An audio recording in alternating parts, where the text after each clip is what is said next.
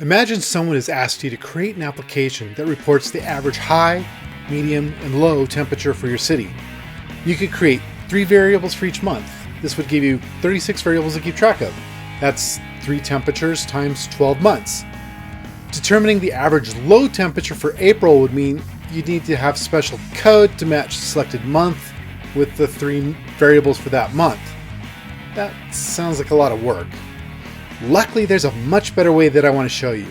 Java has a data structure called arrays. Your goals for this lesson are, you want to understand what an array is and what it represents and what it looks like. You need to know how to create arrays in your Java code. And once you've created one, you'll want to know how to get the individual elements in an array. It's important to know how to copy arrays, so I'm going to teach you how to copy arrays.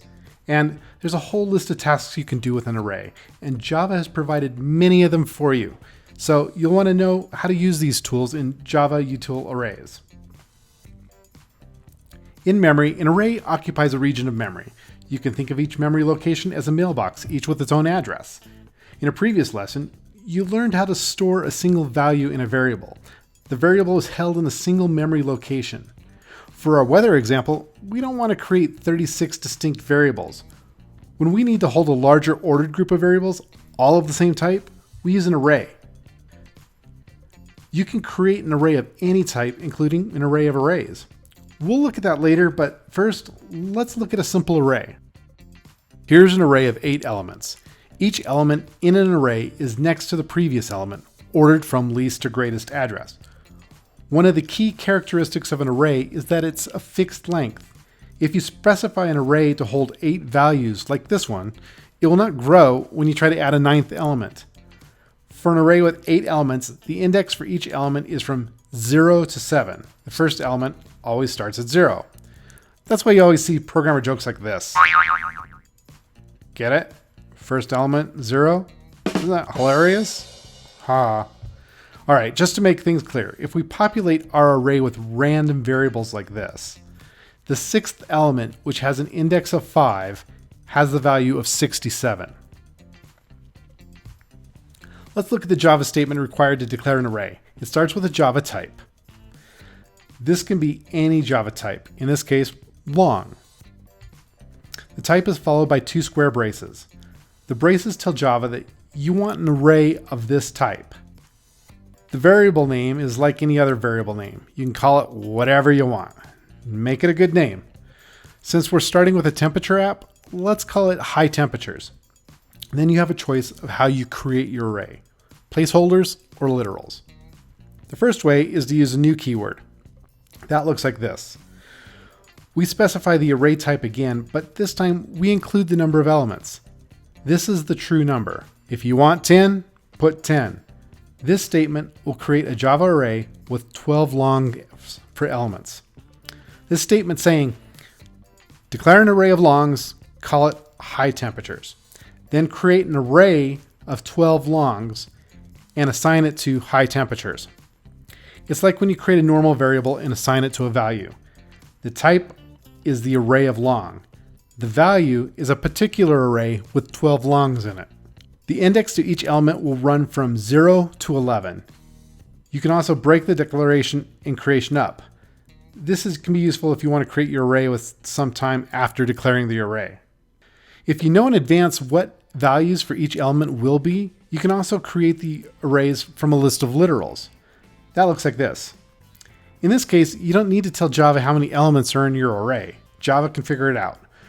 For this, it would create an array of size 2. Let's go to the Java editor and write our 3 temperature arrays. We'll create one for each temperature range, high, average, and low. Let's start in our usual starting place. So what we want to do is create 3 arrays. Each has 12 elements, one for each month. The first array stores the monthly low temperatures. The second array stores the monthly average temperatures. And the final array stores the monthly high temperatures. Now let's print out the high, medium, and low temperatures for May. May is the 5th month, but remember, our arrays are 0 based. That means they start at 0. So the index value would be 4 for May. We run it, and we get the values for May. You need to make sure you have the braces in place. Here's what it looks like if you forget a brace in your array. If you forget the first brace, you get the error, int cannot be converted to an int array. If you forget the closing brace, it says you forgot your brace. And what happens if you try to access a non-existent value? For example, assume you forgot that it's 0-based and you try to access December using 12. Well, Java has no problem at compile time. 12 is a valid index, even though it's not a valid index for this array. So, no compile errors. We run it, and we get a runtime error. The runtime error says, Java lang array index out of bounds exception. If you look close, it even shows you the value you tried to use. In this case, 12. The next thing I want to show you is how to copy an array. Now you might think that we can just copy the array by setting a new array to the existing array using equals. And that kind of makes sense, but you'd be wrong. Look what happens if we copy an array, set the fifth value to 42. Now let's print out the first array.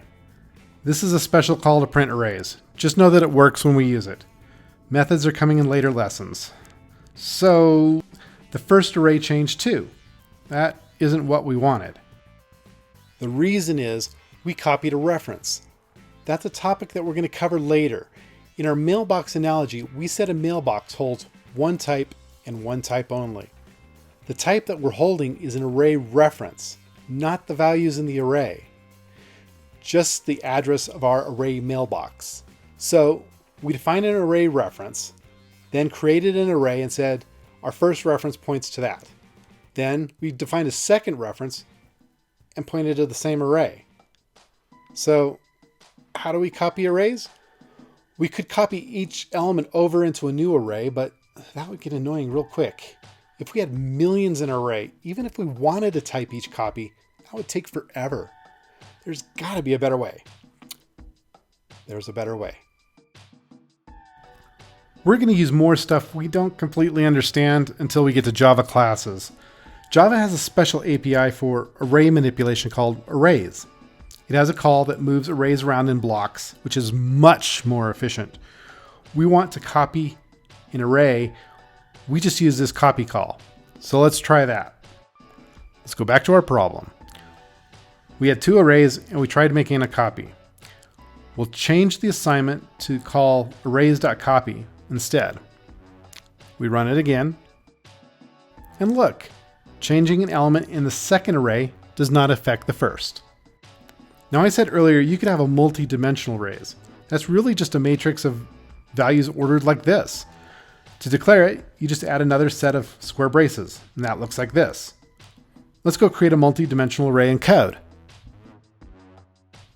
We create a square array using the following syntax. There's really no magic to this. We can create arrays of any dimension. We just keep adding more braces to the creation. We can create multi-dimensional literal arrays too. Let's alter our temperatures array to be one multi-dimensional array. We'll modify our array literal like this.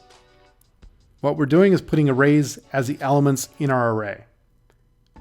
And then those arrays have ints. So now we can use one array to store our temperatures. 0 will be the index for low temperatures, 1 will be the average temperatures, and 2 will be the high temperatures. There's many other things you can do to manipulate arrays. I encourage you to go experiment with the different calls and see how they affect the array. It'll also give you more experience writing Java programs. If you need any ideas of what to try, check the lesson page on dg.com.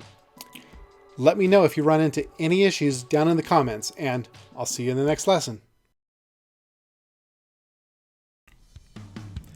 Hey, thanks for watching the video. There's a quick quiz for this on dg.com if you'd like to gauge how much you learned. If you like the videos you're seeing, please let me know by liking the video and hitting the subscribe button for the DG channel on YouTube. I'd really appreciate that. If you have concerns or questions, please leave them in the comments below or on dg.com. There's a poll on the front page of dg.com, so you can also let me know what topic gets covered next. Thanks for watching and see you in the next video.